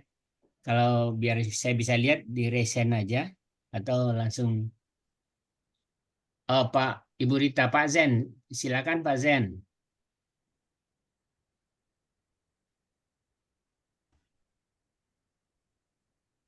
Dihidupkan dulu mic-nya, Pak. Mic-nya belum hidup, Bu Rita. Ya, udah. Sudah Pak Mazhar. Assalamualaikum warahmatullahi wabarakatuh. Waalaikumsalam. Ustadz, saya bertanya ini mana yang lebih utama sebetulnya, harta ini diwariskan atau dibagi pada waktu masih hidup? Ya, artinya dihibah, apa diwakaf, dan sebagainya. Mana lebih utama? Baik, Pak. Jadi begini, Pak. Bicara masalah keutamaan, bukan bicara masalah boleh tidaknya gitu ya. Keutamaan itu di atas segalanya. Pertama, bahwa sebaik-baik amal kita adalah yang kita kerjakan, yang kita amalkan, kita lakukan kontribusinya saat kita masih keluar dengan tangan kita sendiri. Karena ayat tadi awal kata Al-Baqarah kan apa? Wa anfiqu fi sabilillah. Infakkanlah hartamu di jalan Allah, wala tulqu bi aidikum la tahluka. Jangan kau binasakan dengan tangan kalian. Kenapa? Karena usaha kita sendiri berarti. Berarti kebalik mafhum mukhalafahnya, kita nafkahkan harta kita di saat kita masih hidup. Jangan ngandelin sudah mati gitu ya. Kalau udah mati, ahli waris kita yang menafkahkannya. Artinya kita memberikan manfaat pada dia. Satu sisi yang lainnya, kata Allah apa? Jangan kau tinggalkan keluarga kalian dalam keadaan miskin. Gitu ya. Jadi terpadu sifat ini. Makanya tergantung pada kita menilai sesuatu itu. Nah pertanyaannya, sekarang kita punya harta ini. Kita juga punya ahli waris. Kita lihat ahli waris itu. Oh ternyata anak keluarga saya dan teman-teman saya, mereka udah jaya-jaya semua, udah berhasil semua. Sekarang harta masih numpuk di tangan saya ini gimana? Nah, itulah hak kita untuk menafkahkan saat masih hidup. Minimal kita wakafkan, kita sedekahkan. Kenapa? Karena itu akan mengalir. Kan kita sering mendengar, Pak, yang lagi ramai sekarang ini, atau beberapa bulan ini, ada seorang wanita di Surabaya itu yang menafkahkan, infakkan hartanya per bulan nggak kurang 1 miliar gitu. 1 bulan. Bahkan dia mewakafkan ada beberapa bidang tanah dengan bangunan yang lengkap sudah untuk sekolah atau tahfiz Quran. Jadi bukan sekedar tanahnya, dia bangun dulu secara rapi semuanya sekitar habis sekitar 15 miliar kalau nggak salah habisnya itu, baru dia nafkah dia wakafkan. Ketika ditanya oleh wartawan, Ibu kenapa nafkah begitu besar? Ini udah warisan kakek saya begini polanya. Artinya dari zaman kakek udah begitu, udah biasa Pak, infak besar-besar seperti itu. Dan ternyata apa? Dia nggak pernah miskin. Dia merasa puas dengan perbuatannya. Padahal penghasilan per bulan tidak kurang dari 1,2 M. Ya. Karena dia punya 17 hotel. Katanya. Jadi itulah gambaran-gambaran seperti ini. Jadi ketika masih hidup itu hak kita untuk mengelolanya. Kalau bertanya, mana yang lebih baik? Pasti yang lebih baik adalah yang kita lakukan saat kita masih hidup. Kenapa? Ya. Pertama, diuji hati kita, keikhlasan kita di situ. Karena ada orang begini, dia kenapa kok terpaksa mewakafkan, mewasiatkan? Kenapa? Dia nggak tega, nggak tegal itunya ketika masih hidup. Kenapa merasa ini hasil jerih payah saya dari muda sampai tua, kok saya berikan begitu, udah terserah nanti aja ahli waris saja. Nah, itu kan aneh, kenapa nggak mengatur diri kita? Makanya kebaikan seorang mukmin itu ketika dilakukan dengan kesengajaan hatinya. Atau Allah dalam Al-Quran, apa namanya? Artinya Allah tidak akan menilai amal seorang yang dikerjakan tanpa kesadaran hati. Kenapa demikian? Karena kesadaran hati ada kesengajaan kita masih hidup, masih sadar. Yang kedua, gini, kadang-kadang ada orang sudah, mohon maaf, sudah apa namanya, nggak bisa ngapa-ngapain gitu ya. Sudah nggak punya kemampuan untuk bekerja lagi, tidak punya kemampuan untuk ibadah secara sempurna, masih aja dia bertahan dengan hartanya, padahal miliaran di tabungannya itu. Dan ini bukan hanya apa namanya anekdot, tapi fakta depan mata saya. Ada yang datang konsultasi waris ke tempat saya itu, nenek tabungannya 3 miliar loh Pak, tapi untuk zakat nanti habis harta saya, loh. Ya. Nah, itu mah sudah nggak bisa ngapa-ngapain, udah setengah pikun gitu ya. Kok diajak zakat sulit banget. Nah, coba apa dasarnya itu? Karena nggak sadar. Ini ujian loh harta itu. Ya. Nah, makanya itu saya katakan, kalau pertanyaan mana yang lebih baik? Yang lebih baik kita nafkahkan saat kita masih hidup. Kita masih hidup. Nah, contoh kasus lagi. Pada masa Rasulullah masih hidup, para sahabat Nabi. Ketika turun surat An-Nasr, ijazah Rasulullah wafat, kata Rasulullah, Pak, ini peringatan akhir hayat aku, kata Rasulullah. Itu pun disampaikan oleh Fatimah kepada para sahabat. Nah, pada saat itulah para sahabat Nabi berlomba-lomba ketika masuk usia 40 tahun, mereka mencari hartanya mana yang harus diwakafkan. Bayangkan coba. 40 tahun. Maka 40 tahun usia mapan. Gitu. Nah, sekarang kita 40 tahun lagi semangat-semangatnya ngumpulin harta. Gitu. Bukan semangat menafkahkan harta. Kan bedanya tipis dengan sahabat kita. Jadi itu yang terjadi. Nah, sekarang udah usia 78 tahun, 90 tahun. Mana yang diwakafkan, mana yang dinafkahkan? Saya masih butuh. Apakah semuanya itu butuh dia? Kan itu masalahnya. Dia lupa bahwasanya ini dunia titipan. Jadi itu pacarannya. Nanti kalau tanya mana yang terbaik kita berikan saat kita masih hidup. Dengan catatan tadi, jangan sampai kita meninggalkan waris dalam keadaan siprul yadaini, nggak punya apa-apa. Ya. Umpama kita punya anak 11, Pak. Ternyata mereka semuanya terhimpit ekonomi hidupnya. Yang satu pengangguran, yang satu korban PHK, yang satu anaknya banyak pada sekolah. Kita punya harta, jangan kita nafkahkan untuk orang lain dulu. Urus anak kita juga gitu. Itu prinsipnya. Nah, ketika udahlah saya berikan apa saya berikan untuk warisan ini, silakan. Karena semua itu bagian dari penilaian kita semuanya. Jadi artinya tidak semua konsepnya sama. Tergantung kondisi keluarga kita masing-masing. Ya. Saya kira itu ya. Baik, Pak Ustadz, terima kasih banyak. Terima kasih, Ustaz. Ya. Mas, saya tanya Pak Mas, boleh? Lagi. Ya. Bismillahirrahmanirrahim, Pak Ustadz. Ya, tentang hibah nih, Pak Ustadz. Pemanfaatan harta pada saat kita masih dalam kehidupan. Kalau sudah meninggal itu ya sudahlah, ikut aja syariat agama. Betul. Kita pengen optimalisasi pemanfaatan harta pada masa kehidupan. Kita mau hibah nih Pak Ustadz. Tadi disebut hibah itu seperti terpadu jual beli. Tuntas. Wakaf. Itu wakaf, Pak. Maaf, tadi ada tertulis hibah terpadu. Kalau wakaf terpadu. Nih saya Pak ulangin ya. Coba saya tayangin lagi. Ya, tayangan tadi. Ini saya tayangin lagi. Ya. Yang pemanfaatan yang kanan kiri Pak Ustadz. Ya ini kan tuh. Yang kanan kiri Pak Ustadz, yang ada slide terakhir. Yang kanan kiri yang ada di pemanfaatan masa kehidupan, pemanfaatan setelah kematian. Gitu, sebentar loh. Ini. Iya. Coba. Dengan jual beli atau kontrak kerja. Dengan di alinea kedua sebelah kiri. Jadi dengan pola hibah boleh sesuaikan dengan motivasinya, tergantung motivasinya. Ya, kalau motivasi jika kita karena empati, ini sebenarnya bukan hadiah, bukan sedekah. Ini hadiah maksudnya Pak. Jadi kesalahan. Ya. Jadi artinya yang sifat jual beli itu terpadu adalah pada wakaf. Nah ini hukum transaksi wakaf terpadu antara akad jual beli dan akad persewaan. Ya, akad persewaan ini Pak Ustadz, mohon penjelasan. Baik.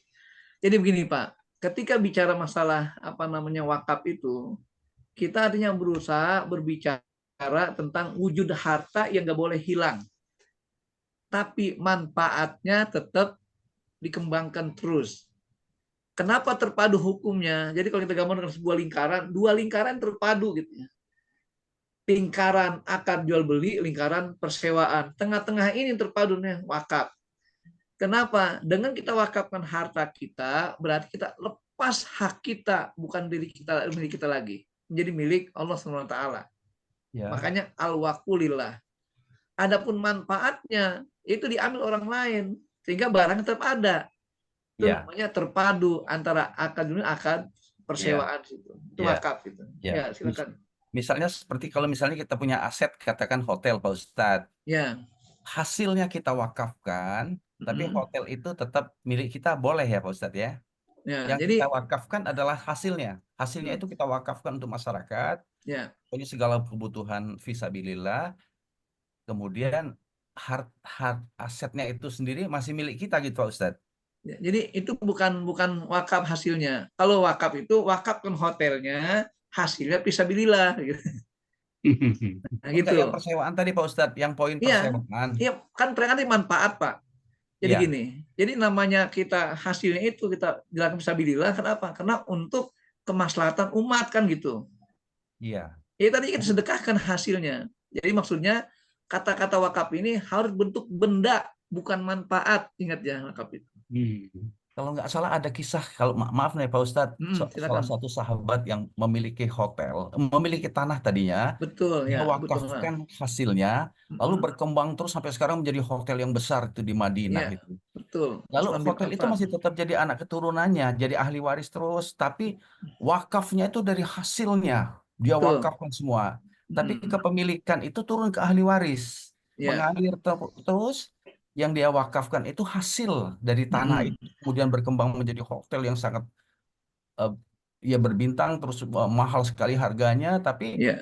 nilai hotel itu menjadi ahli waris. Ya, ya iya, makanya saya bilang gini. Jadi yang namanya wakaf itu adalah kita memberikan manfaat seluas-luasnya, tapi barangnya tidak hilang, tidak habis. Gitu ya. Ya. Nah sekarang gini, kita Jadi punya ahli wakaf, waris. ya wakafkan hotel. Kita apa namanya, manfaatkan, wakafkan hasil hotel itu. Ya. Kan nanti kan berkembang hasilnya itu kan. Iya. Nah Ya. itu maka itu seperti itu boleh. Artinya nggak apa-apa, hasilnya Iya. itu diwakafkan, Ya. kemudian dikembangkan menjadi usaha lainnya, membantu yang Ya. lainnya. Nah, Begitu. aset itu menjadi ahli waris tetap ya Pak Ustadz ya? Iya, tetap nggak apa-apa. Itu Jadi namanya ahli waris. wakaf ahliyah namanya. Ya. Nah, Jadi ada dua macam wakaf, ada wakaf khairiyah, ada wakaf ahliyah. ya. Ini belum lama saya dapat chattingan Pak dari pertanyaan, ada seorang warga dari Aceh.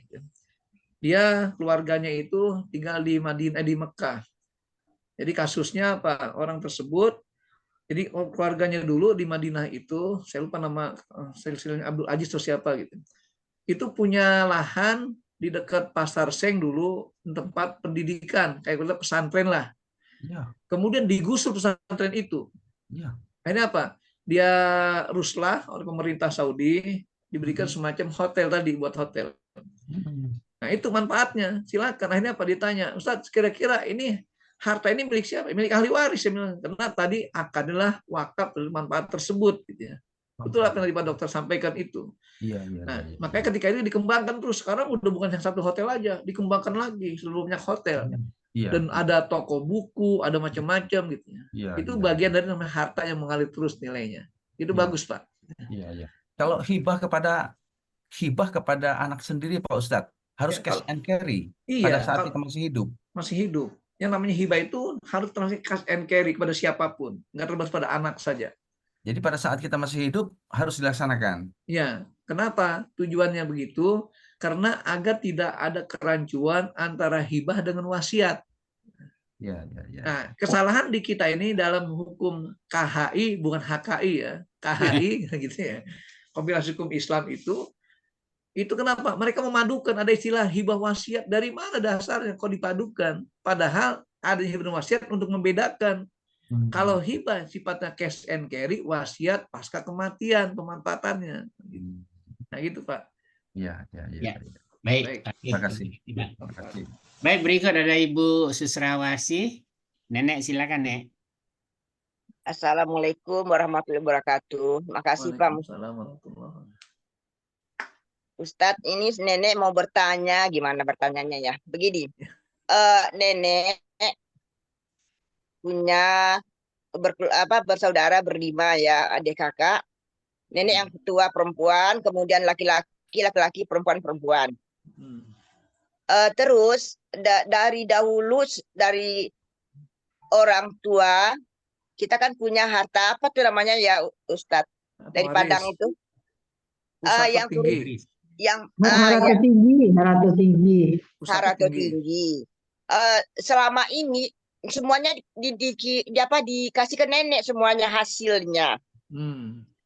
Nggak pernah ke adik-adik. Jadi nenek sendiri yang makan itu, paling nenek mau ada kiriman nih dari Padang, mau nggak berbagi-bagi gitu. Kalau nggak ya nenek sendiri yang menikmati gitu kan.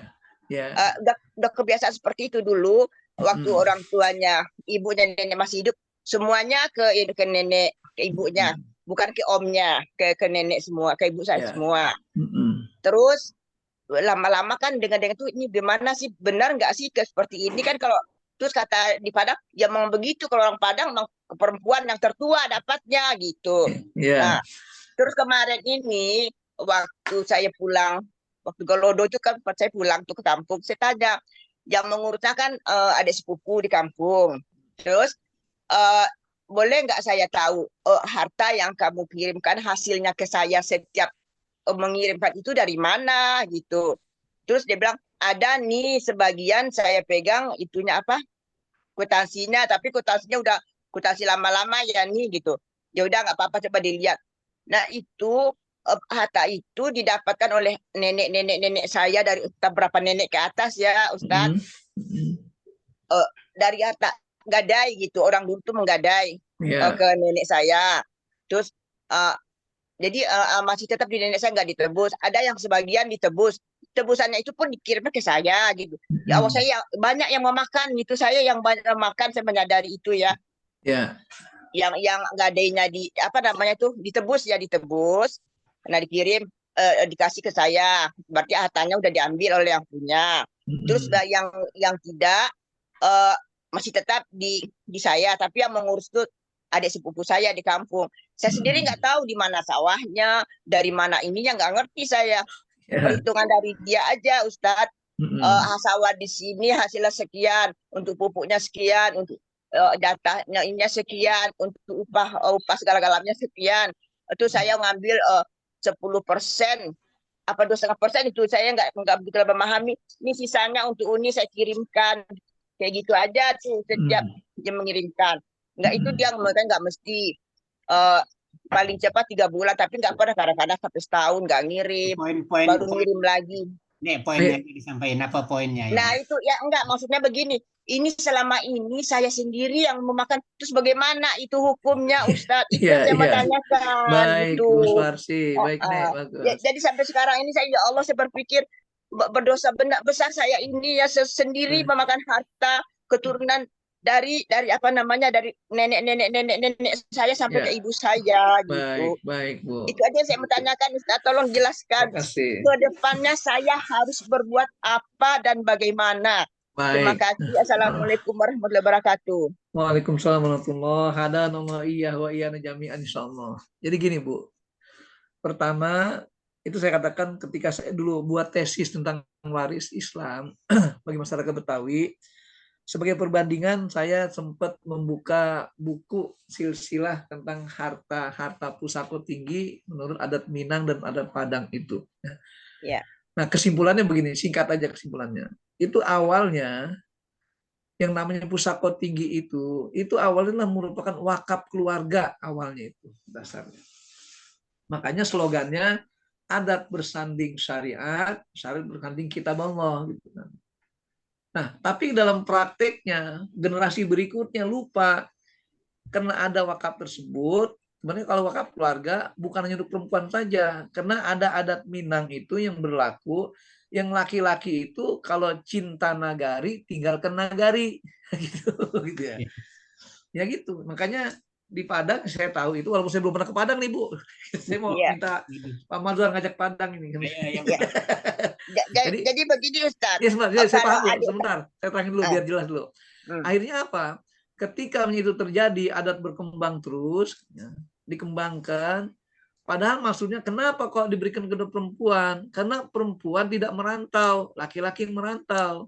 Nah, akhirnya apa? Semua itu disematkan kepada perempuan, laki-laki nyari sendiri, itu prinsipnya. Nah, itu menjadi sebuah ketetapan pada nenek mama, itu menjadi sebuah akad namanya, yang dikatakan sebagai warisan atau wasiat peninggalan dari para nenek mama itu. Padahal ini sejarahnya awalnya wakaf keluarga. Gitu.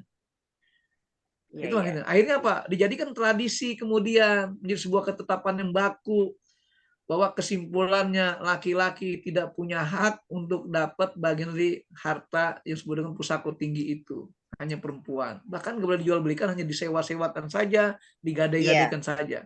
Ini kesalahannya. Di situlah titik kesalahan. Sehingga apa? Bahkan saya belum pernah menangani kasus itu, Bu. Sudah hampir ya berapa generasi itu. Karena mereka sadar kayak ibu sekarang ini. Jadi saya kan sekarang dapat harta itu dari nenek mama dulu, jalurnya dari perempuan. Padahal dalam order Islam harus jalur laki-laki. Iya. Jadi Ustadz, kalau misalnya nih dari ibu saya juga, ibu saya terima, terus adiknya mau nikah baru mengeluarkan dari harta itu. Kemudian anak-anak dari adik-adik laki-lakinya itu mau menikah baru keluarkan harta itu gitu. Jadi kayak saya juga kemarin ini, adik saya mau menikahkan anaknya, saya bawakan dari harta itu, begitu. Itu aja, kebahagiaannya seperti itu aja yang laki-laki gitu. Ini Bu, kalau mau Ibu kembali merubahnya kesadaran itu, karena ini hal yang subhat namanya Bu. Kenapa subhat? Karena ada kesalahan mata rantai yang dikembangkan. Kalau mau ingin perbaikan, berarti sekarang Ibu rubah polanya. Artinya lupakan masa lalu, sudah tinggal bertobat saja kesalahan orang dulu itu. Sekarang kita perbaiki secara syariah. Tapi gimana? Ibu sebagai pengelola sekarang ini, ya sudah, Ibu tahu siapa ahli waris dari nenek Ibu sebelumnya. Itu berikan masing-masing. Dengan prinsip 2:1 laki perempuan. Baru perubahan namanya. Insya Allah. Sekarang nggak ada, Ustaz. Sekarang nggak ada Ustaz. Yang ada saya dengan adik-adik saya aja lagi. Ya udah tinggal Ibu sama adik-adik aja. Tapi kan Ibu pernah, ibunya Ibu atau nenek itu kan pasti punya saudara kan yang masih hidup, keturunannya. Kayaknya sih, kayaknya sudah punah deh. Dan cuman anak dari adik ibu saya punya adik laki-laki, punya anak, terus udah meninggal adiknya laki-laki itu, udah meninggal juga istrinya, terus ada anaknya lagi, terus udah meninggal lagi gitu. Tapi bukan orang Padang lagi, udah bukan orang kampung. Jadi saya sendiri nggak mengenal lagi gitu kan. Itu bagaimana caranya? Ya, pokoknya sebatas Ibu yang kenal siapa yang punya silsilah ke atas mesti. Usahakan. Gitu ya? Berikan langsung. Biar apa? Sebagai pertobatan namanya. Untuk berubah pola itu. Insya Allah. Saya masih bisa memperbaikinya ya Ustaz. Insya Allah. Tidak ada kata berhenti dalam bertobat, terus saja Bu gitu. Mau baik. Iya. Terima kasih banyak Ustaz. Alhamdulillahirobbilalamin. Punya penjelasan yang bisa saya itukan. Terus satu lagi, boleh nggak bertanya Ustaz? Satu lagi. Tanya Pak Mazhar nih, waktunya tinggal 2 menit. Ya singkat Pak aja. Mazhar satu lagi ya Pak Mazhar, satu lagi ya. Pertanyaannya singkat ya. Ya singkat. Ibu bapak saya waktu masih hidup membelikan kami tanah. Tanah itu tadinya waktu bapak saya masih hidup diolah menjadi kebun kelapa. Terus kami semua kan sudah merantau, nggak ada yang ngurus. Akhirnya saya sebelum saya pensiun, saya bilang begini, nanti kalau Uni udah pensiun, Uni di kampung saja. Tapi ternyata saya pensiun tidak jadi di kampung karena saya banyak cucu di Jakarta gitu. Jadi saya ngurus cucu lebih baik daripada ngurus harta itu gitu kan. Terus kemudian suami saya yang pulang ke kampung dia mengolah, tapi juga nggak signifikan karena saya sendiri di sini, dia bolak-balik aja waktu itu Ustadz. Nah kemudian sekarang ini kebunnya itu jadi hutan kecil lah jadinya gitu, nggak diurus, nggak ada yang ngurus gitu kan. Terus bagaimana itu sebaiknya tanah itu bagi kami berlima ini kan, saya kan berlima ini. Itu aja Ustadz. Assalamualaikum warahmatullahi wabarakatuh. Waalaikumsalam. Baiknya begini Bu, singkatnya, kalau emang nggak ada yang ngurus, jual aja biar dibagi-bagi harta warisannya itu. Selesai dijual ya. Itu ya, biar nggak ribet. Betul. Makasih banyak Ustaz. Baik, sama-sama. Makasih Pak Maswar. Assalamualaikum warahmatullahi wabarakatuh. Waalaikumsalam. Ini banyak kalau diterusin Ustaz, dan waktu udah jam 7 mungkin Ustaz juga ada keperluan lain. Betul. Baik, Bapak Ibu sekalian, kita sudahi acara kita. Kalau perlu nanti kita sambung lagi dengan tema yang lain, yang harta ini memang menarik ini Ustaz ya. Ya ruwet ini. Baik, silakan Ustaz. Itu acara kita dengan berdoa Ustaz. Baik Ibu sekalian dan Bapak yang hadir dalam majelis virtual ini, memang tadi apa yang akan sampaikan oleh Pak Mazhar itu, harta itu nggak pernah berhenti dalam hidup kita. Sampai napas terakhir pun masih ingat harta juga. Allah memberikan bimbingan kita, Allah memberikan bimbingan pada kita semuanya, sehingga kita menjadi orang yang bijaksana menyikapi amanat dari Allah SWT ini. Mari kita akhiri dengan doa bersama-sama. senantiasa membimbing kita, Allah arahkan kita, Allah jadikan kita husnul khotimah sesuai dengan institut kita, institut husnul khotimah ini. Bismillahirrahmanirrahim. Alhamdulillahirabbil alamin. Allahumma shalli ala sayyidina Muhammad wa ala sayyidina Muhammad. Allahumma lakal hamdu syukra wa lakal manu fadla wa anta rabbuna haqqo wa nabiruka riqa wa anta lam tadali dzalika ahla. Allahumma ati nufusana taqwaha wa zakkiha anta khairu man zakkaha anta waliyyu maulaha. Allahumma aslih lana dinana allazi wa ismatu amrina wa aslih lana dunyana allati fiha ma'ashuna wa aslih lana akhiratana ilaiha ma'aduna waj'alil hayata ziyadatan lana fi kulli khair waj'alil mauta rahatan lana min kulli syarr. Rabbana taqabbal minna du'ana innaka antas samiul alim wa tub alaina innaka antat tawwabur rahim. Rabbana atina fid dunya hasanah wa fil akhirati hasanah wa qina adzabannar. Wa sallallahu ala sayyidina Muhammadin wa ala alihi wasallam. Alhamdulillahirabbil alamin. Wal afu minkum. Wassalamualaikum warahmatullahi wabarakatuh. Waalaikumsalam. Sampai ketemu insya Allah pekan depan. Kita tutup bicara bersama baca hamdalah dan doa kafaratul majlis. Alhamdulillah.